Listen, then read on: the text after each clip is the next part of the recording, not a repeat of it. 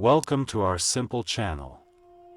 We will tell horror stories in various countries, therefore we ask for support from all friends to develop this channel by clicking subscribe, like and comment.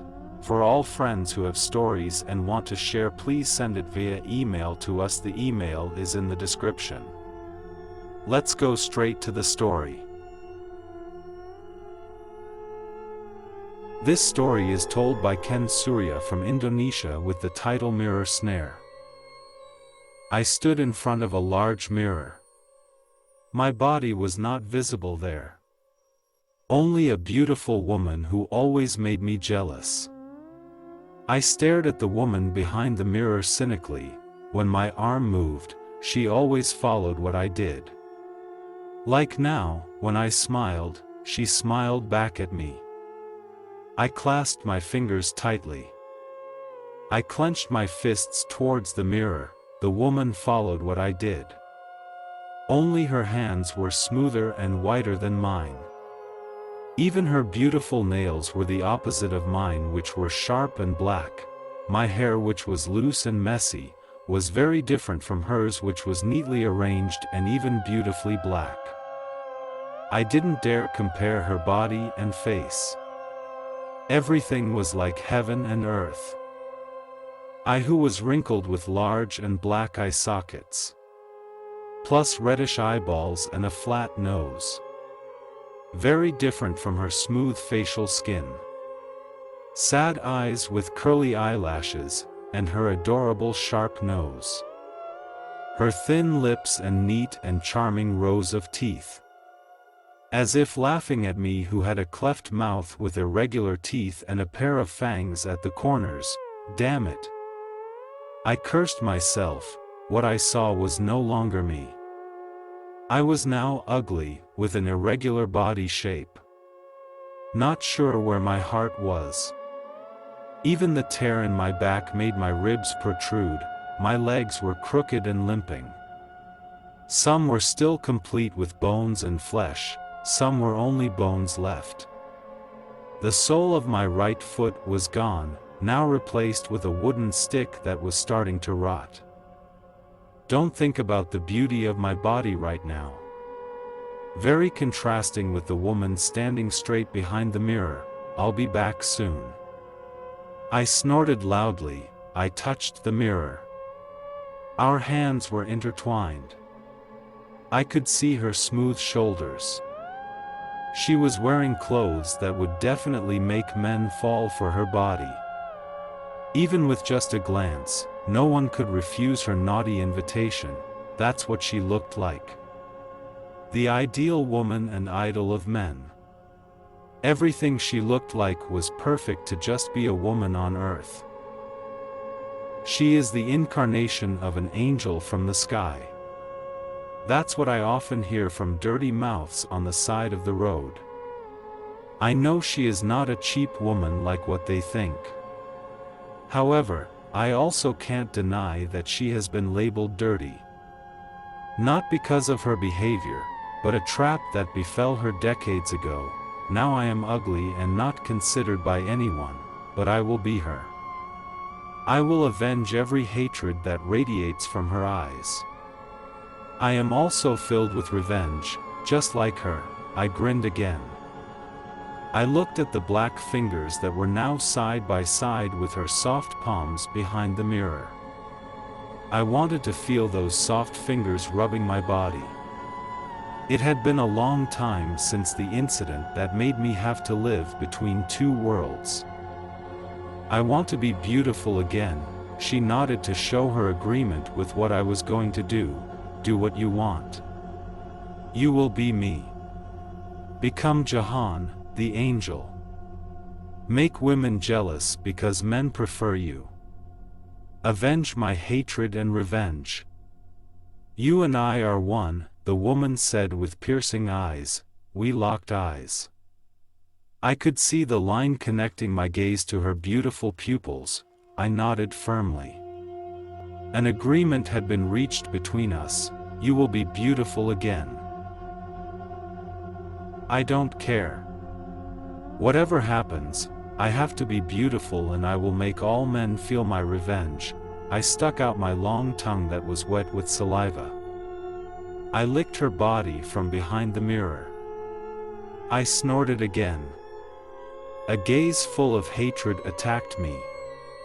I didn't care about her behavior that also moved along with the lines of my licking. Dis laughed out loud. A glass broke because of her loud laughter. I took the glass shards. I scratched it right on my wrist slowly. There was no blood there.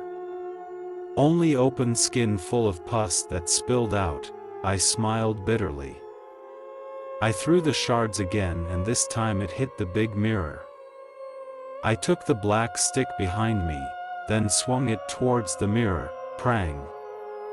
A loud breaking sound emerged from my impact. The mirror shattered into pieces. It fell to the ground floor. I took the biggest shard. I stared at the beautiful face that was outlined by the cracked scratches from my impact. I smiled, and so did she. A few moments later, there was no more beautiful face behind the broken mirror. Only a terrible shadow full of wounds. All covered by dripping blood. Even behind his eyes, blood flowed softly as if like tears. But thicker and not clear. I will do anything for you. Joe, my beloved cat, was surprised by my presence. He immediately jumped back to the table. With his head high, he looked at me sitting next to Audie. I left his eyes open. I gently rubbed Audie's neck. There was no resistance from him, more precisely he had surrendered to my behavior. I opened the jacket that covered his body. I started to feel his chest which was still beating. You are so kind. Willing to be mine forever. Don't worry, everything will go fast. No pain. Only peace and pleasure. You will love it. I said softly right next to his ear. My right hand immediately moved and jumped off his wrist. It crawled all over Audie's body from head to toe. I felt what was inside this man's body. As I wished, everything went smoothly. For a moment I stared at that innocent face. Is this a face that can change at any time? From innocent to ready to pray, I know what you want. But luck is not with you. It's time for me to make you a victim of my lust. Suddenly Audie's body shook. My left hand was already on his neck. My thumb stabbed and fresh blood flowed between the skin. I let the blood flow until it wet his chest. It looked fresh. I knew the night would soon be over, so I did everything quickly. I brought my face closer to his neck. Audie's body shook even more. He didn't scream when the blood in his body was running out. Until he collapsed weakly, his eyes closed slowly. I inhaled the scent of my bite marks on his neck with pleasure. Everything happened quickly. I cleaned the remaining blood that was still stuck in my mouth. Now it's your turn. I said to Joe. The cat jumped swiftly and did what he had just seen and did exactly the same as me. There were fingers tickling the back of my neck. I immediately caught the fingers and put them back together in my right hand. Something was in my right hand. I frowned. Very different. Maybe Audie is still innocent, so he's not like other men. It seems more delicious. I clicked and swallowed. Let me save it for tomorrow night. Now you better sleep. Enough for today. Come on, Joe. Continue tomorrow, I shouted to Joe, who was still busy with Audie. Joe jumped onto my lap. I immediately carried him. So what was your name? I forgot. Gio asked. He felt like he knew her before, but when and where? He didn't remember whether he really knew her or just imagined it.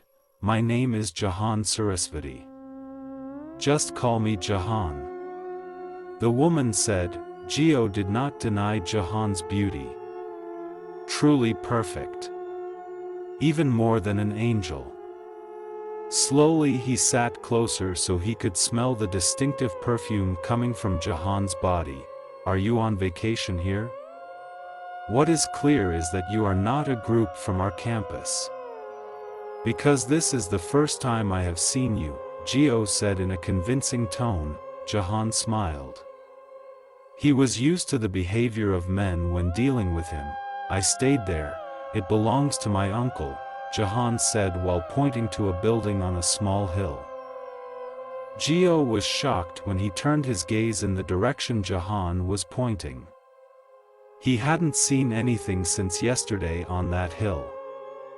And now suddenly a magnificent villa stood on that hill.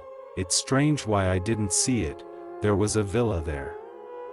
Yesterday I had a chance to walk through that hill, Geo sighed, but he quickly pushed that thought aside. He felt that maybe his vision was impaired or he wasn't paying enough attention to his surroundings. Are you alone there? He asked Jahan again. The cold mountain air added something else to Joe's mind. He realized that a woman as beautiful as Jahan would be fought over by men wherever she was. But not now. There was only Geo. So an opportunity was right before his eyes. Yes, I'm alone. My father came home this morning for work. While my vacation is still long, so I'm enjoying being alone there, Jahan replied with a big smile. Oh, I see. Geo responded to that statement with full meaning. Oh, that's enough. I have to go back. It's not nice to be left for too long. Jahan snapped, interrupting Joe's momentary daydream that had yet to finish. Please, it's nice to meet you. Geo replied with a wide smile. Jahan immediately left Geo, who was still transfixed by the woman's footsteps. His gaze followed Jahan's increasingly distant body.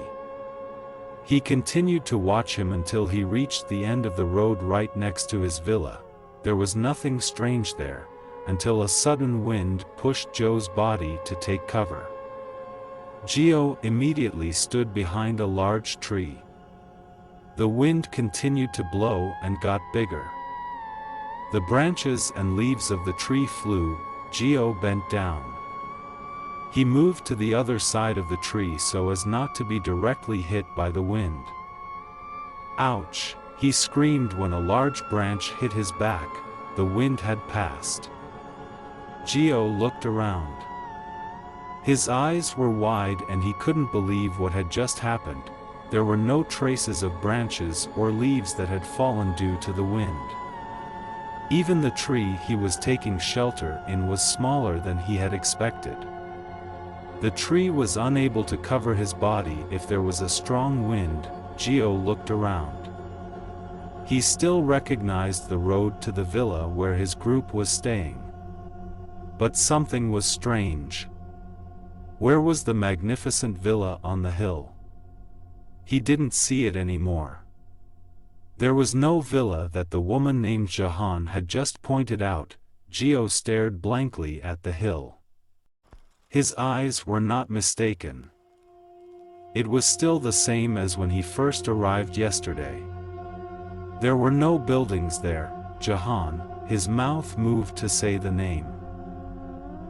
I smiled looking at the man named Geo. On top of a tree I could see him clearly. I was attracted to him. However, Adi, who had just become my victim, was already too much. I better not bother him yet. I blew a big wind that came out and hit Joe's body. The blow was enough to shake the man's body. I saw him take cover under me. He didn't realize my presence. I just smiled. It was funny to see his behavior, bending over as if the wind wanted to scatter his body. I took a fairly large branch and dropped it right on his back. He was surprised and looked up at the tree. I smiled and returned his gaze. Maybe he didn't see me up here. I left Gio, who was still curious about the wind that had just hit him. I looked at the villa on the hill. It had been a long time since I visited there. Unlike my villa, which was shabby and dirty, the villa was very neat and clean. My uncle really took good care of the villa. Thank you, Gio, I said softly in his ear before walking away. I dropped a piece of paper to inform him of his friend, Audie's whereabouts. Everyone panicked and worried about the discovery of Audie's body in an old hut. Gio was just stunned, his hands shaking the paper that had reunited his friend in a lifeless condition. The police who went through the area did not see anything suspicious. However, Audie's death felt strange. His body was still intact even though he had been missing for a week, and there were no scars whatsoever. Everything looked normal from the outside, but not the internal organs. Audie's heart was not in its place, as if he was just a human-shaped robot. There was no clotted blood. Everything was empty. Gio was increasingly afraid of this incident. 2 days ago he accidentally saw a woman who looked like Jahan. Right in his group before leaving this area. He read the contents of the paper for the third time. 50 meters before the bend from your villa, there is an old hut. Your friend is there. I don't promise, he can still smile. You should go there soon, before it's too late, and don't forget that I always see you. Smile when I meet you. I'm lonely, maybe I'll take you to the magnificent villa I showed you. Of course, not now. Because I am still enjoying the fresh blood and heart of your friend. Joe's hands shook violently. The paper fell and was stepped on by the crowd that crowded around the discovery of his friend's body. He realized why Audie's heart was not where it should be. Thank you for watching our story.